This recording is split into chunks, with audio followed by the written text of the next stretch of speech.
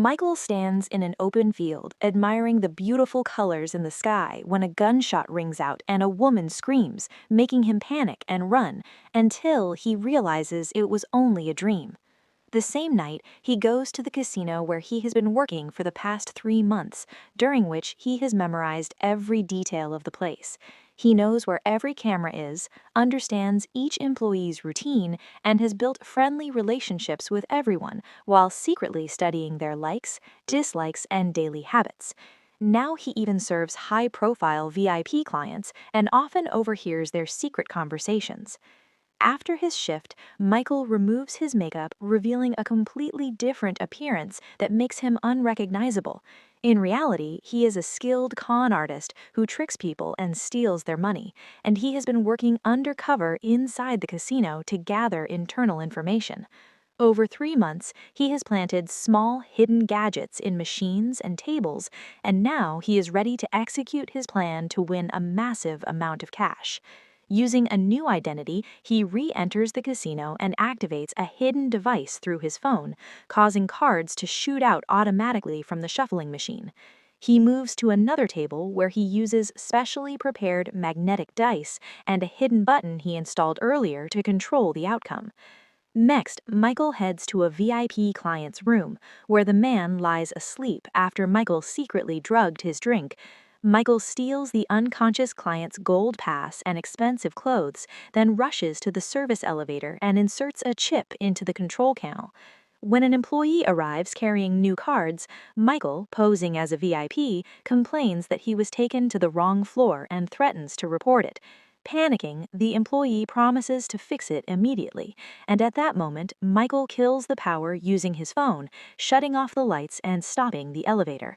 While the nervous employee calls for urgent help, Michael quietly places his own box there and swaps out the real cards. Once everything is restored, Michael joins a VIP room where a man named Alex is present.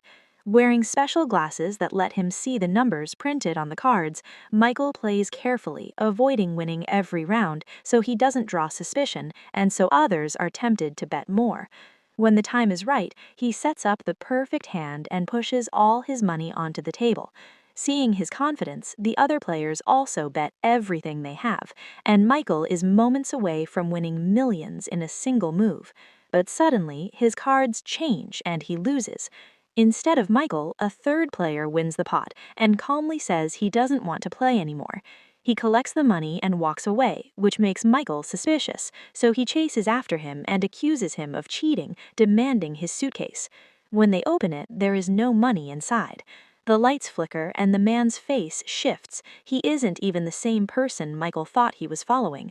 Guards rush in from behind, grab Michael, and as Alex quietly slips away, Michael is tied to a chair in a storage room. A guard punches Michael, and the casino owner, Victor, arrives, demanding his money back.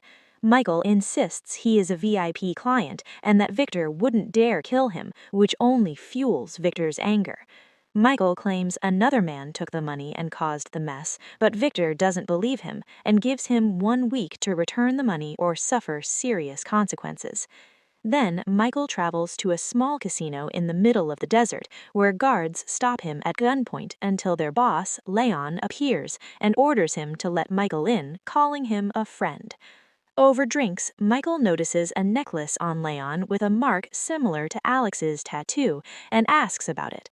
Leon tells him to explain his situation first, so Michael recounts everything that happened. Then, Leon shares his own recent encounter with a psychic and says most people don't believe that individuals with unusual abilities exist or know that they live secretly among regular people. These gifted people can enter another dimension and influence events in the real world. Leon opens an old book filled with drawings of extraordinary individuals and explains that they are all tied to a mysterious realm where thoughts and memories are linked.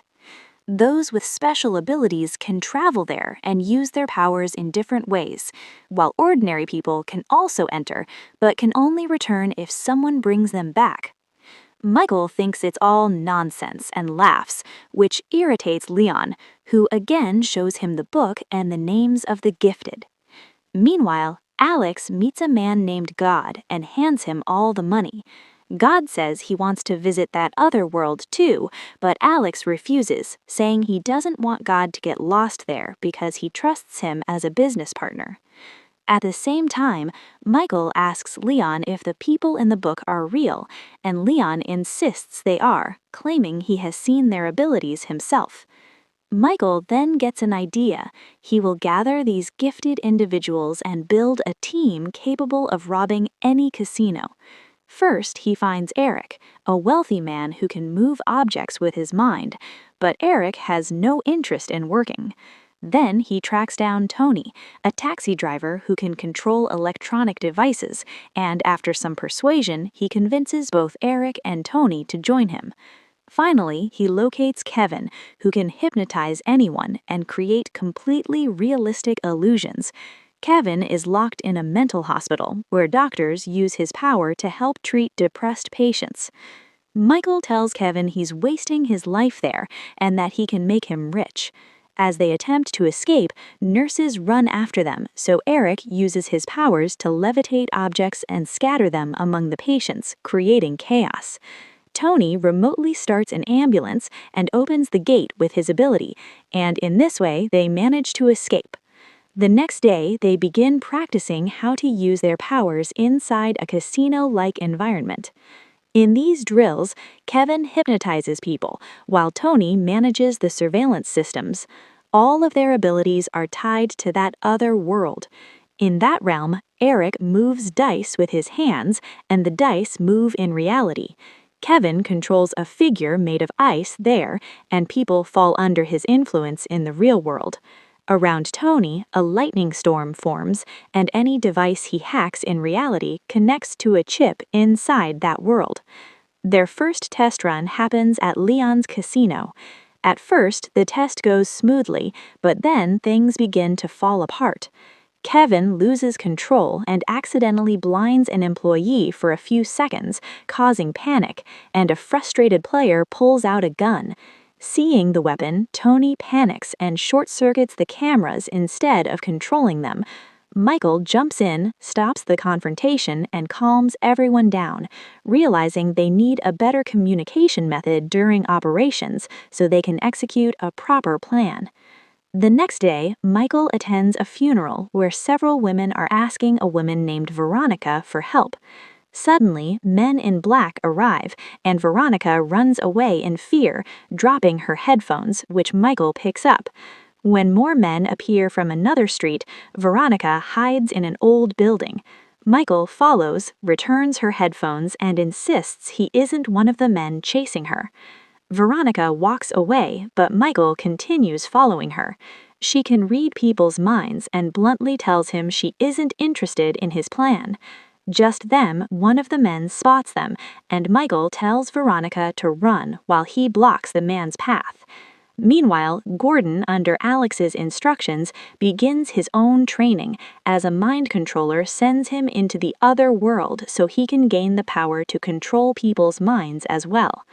While unconscious, Gordon forces a painter to create a copy of a famous painting, then controls a museum employee and orders him to switch the original with the fake as the real artwork is being transported. Gordon wakes up, buys the genuine painting from the confused painter for a small amount, and the people he controlled remember nothing. Meanwhile, Michael finally convinces Veronica to join his team and introduces her to the others.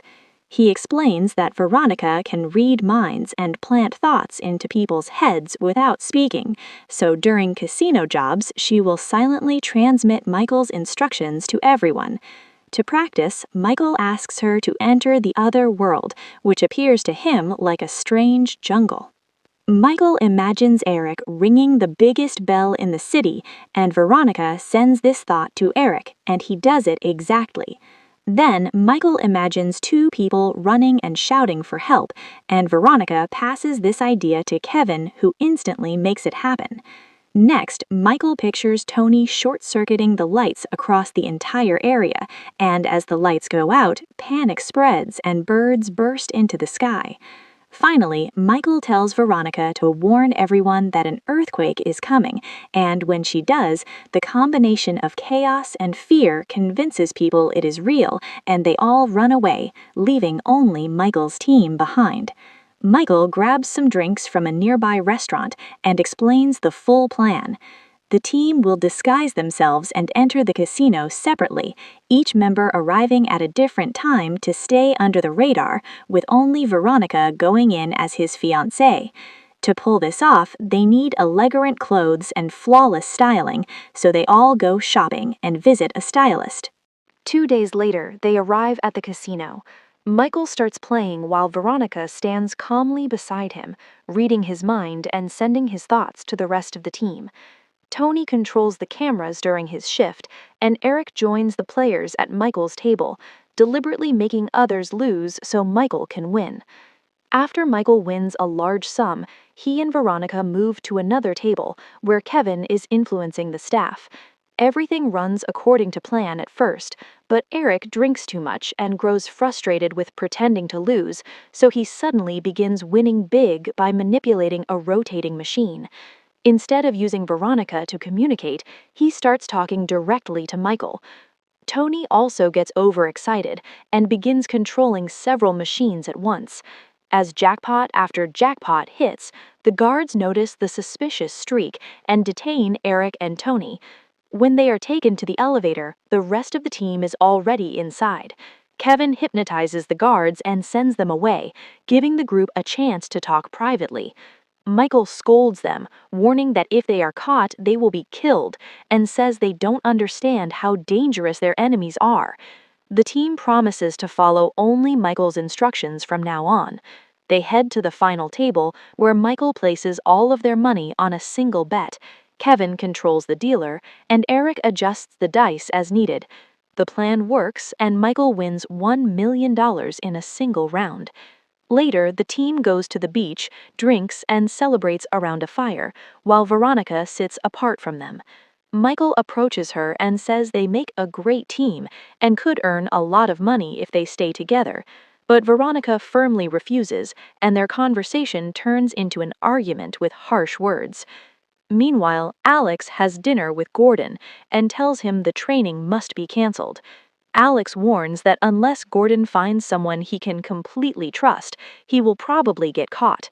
When Gordon asks about Michael, Alex reveals Michael has built a new team, which angers Gordon and makes him decide they must act.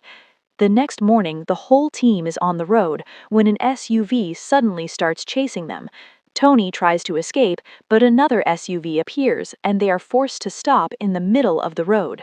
Victor steps out with his men, captures the entire team, and ties their hands. Michael tells Victor they have money and will give it to him, but Victor says he is more interested in their abilities than in their cash. Since Michael has no powers, he takes him to the edge of a hill and shoots him, and Michael's body tumbles down the slope. The others, seeing this, are terrified and retreat into their own alternate worlds, not realizing the scene is staged. Michael is actually alive and brought to Gordon, who reveals that he is Michael's father and unties him. Shocked, Michael realizes his father has been behind everything, and Gordon says Michael ignored him for 10 years, which is why he had to arrange all of this. He reminds him of their childhood dream about a special door and says he now knows how to enter that world. A few days later, Tony, Kevin, and Eric are forced to work as employees in Victor's casino, using their powers to help Victor beat clients. One day, Tony returns to his room and finds a plumber working in the bathroom, who turns out to be Michael in disguise. Tony notices Veronica is missing, and the others explain she refused to work for Victor and fell into a coma because she couldn't return from the other world after seeing Michael's apparent death. That night, the lights above the gaming tables flicker as the team gathers around Victor and announces they are quitting. The guards lock Victor in a storage room and assign a new guard, who is actually Michael in disguise. He frees everyone and lays out the escape plan. Kevin forces a guard to open a secure door with his keycard, while Michael steals another key and locks the elevator in the basement to slow any pursuit. The hallway ahead is protected by laser security, so Michael positions his team there and goes alone to rescue Veronica. Having already figured out which room she is in, he puts on a mask, enters, and releases a gas bomb. After knocking out the guards, Michael rescues Veronica. Meanwhile, Tony disables some of the lasers, leaving just enough space for Eric to squeeze through and reach the safe. Using his strength, Eric forces it open, but when the lasers shut down, an alarm goes off and guards rush toward the safe room. Because the elevator is out of service, they are delayed, and on the other side, a hypnotized employee starts shooting at them. The guards fight back, knock him out, and push through the corridor. By then, Eric has opened the safe and the whole team slips inside, sealing the door. Victor orders his men to kill them as soon as they emerge. Inside the vault, Michael says the plan won't be complete until Veronica wakes up. Everyone warns that if he enters that world to bring her back, he might die, since he has no special powers, but he decides to go anyway. Kevin hypnotizes Michael and sends him into the other world. Michael arrives in a vast white space filled with floating fragments of his life and hears voices from his past, memories of his mother's death, his crimes, and his time in prison overwhelm him. Soon he hears Veronica calling him selfish. A door appears and Michael walks through it into a huge field filled with countless doors beneath a strangely colored sky. A violent storm threatens to strike, so he hides behind one of the doors as it nearly destroys him. Michael raises his hand and suddenly stops the storm, forcing it down and clearing the field with a single motion. He sits and focuses on Veronica's memories, and the ground cracks as the field reshapes into a city. Michael climbs a staircase and sees Veronica watching the sky's colors. When he tries to approach, he discovers she is protected by an invisible force field he cannot break. He pushes against it and shouts, but Veronica doesn't react, so he tries to reach her through his thoughts. As he does, buildings around them collapse until he stands alone in the rain, while the barrier around her remains. Now she can hear him, and she says she doesn't want to return to the real world because she cares about no one there and believes no one is waiting for her. Michael tells her he is alive, but she doesn't believe him, so he shares the memory of their first meeting when they were running together, and after reaching a rooftop, he told her, "Whether you have someone or not, I will always be there." Veronica finally takes his hand and they return to the field of doors, embrace, and she walks through one, waking up in the real world. This is Michael's first time navigating the realm alone, so he must find his own way back. Flashbacks reveal that Gordon once taught him everything about this place because he wanted Michael as a partner to exploit the world through the doors. Gordon gave him a compass and promised to send help if Michael ever needed it. Back in the present, Michael sees Alex step through a door and follows him. The surroundings slowly transform into a casino where Michael witnesses scenes of their deaths as Alex explains how to enter another person's mind. Michael realizes what he must do next. He suddenly wakes up in the vault and announces he is leaving with the money. Tony disables the lock, and when they open the door, the corridor outside is completely empty. It is revealed that while Michael was in the other world, he had entered Victor's mind and made him believe the team had already escaped with the cash. Victor then ordered his guards to rush out and search for them, which explains the deserted hallway. Using this distraction, Michael and his team walk out easily and escape with all the money.